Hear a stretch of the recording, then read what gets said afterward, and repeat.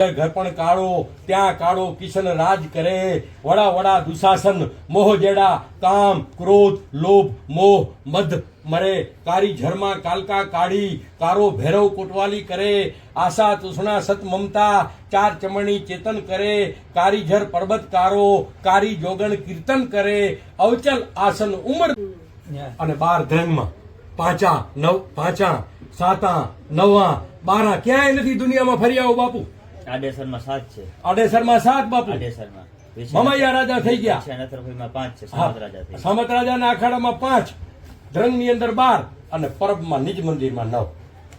ઓમ 12 બતાવે છે પણ 3 12 પાછળથી આવી છે. ખોડીઓ લઈ લીધો છે. ઓમ નિજ મંદિરમાં 9, 5, 7, 9, 12 એ આપણો ઇતિહાસ જોઈડમાં છે. અને અમારા મુરજી રાજા જે આજથી 150 વર્ષ પહેલા ગાદીપતિ હતા એમાં 42 સમાધિનો જે શિલાલેખ છે. દાદા નીકળી ગયા ને બારે, મેં એને કીધું તો બાપુને બતાવજો શિલાલેખ.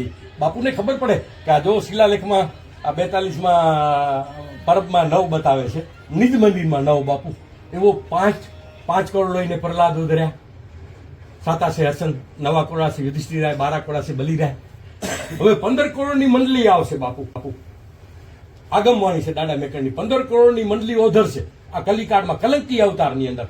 એમાં દાદા બાપુ દેવીદાસ જાગશે, દાડો મેકણ જાગશે, બધાએ દેવી દેવતાઓ બધા માનવ રૂપ લેશે અને આ ધરતી ઉપર આવશે ને કલંકી અવતાર ભગવાનની સહાયતામાં બધા જોડાઈ જશે અને બાપુ આ જાગૃત થશે. આજે ધ્રંગ તમને સૂનું લાગે છે પણ દાદા મેકણ આગમવાણી એમ છે બાપુ.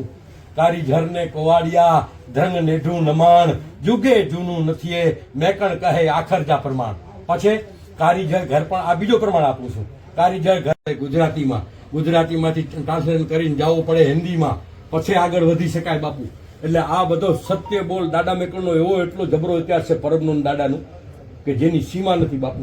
જો હિંગળાજ જો જન્મ ધારણ કરી ઈ માં દીકરા કણે સેવા લઈને પાછી ઈ દીકરાની સેવા કરે તો દીકરાનું ગુરુ પરંપરાનું તપ કેટલો બાપુ.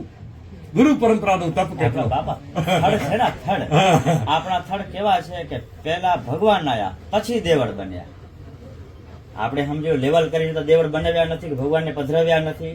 આપણા થડ કેવા છે કે પહેલા સમાધિ લઈ ગયા અને ઉપર દેવળ બન્યા છે. આપણે થડના સાધુ છીએ. આપણે ઓળખીએ કે ન ઓળખીએ, આપણે મહાન નહીં તો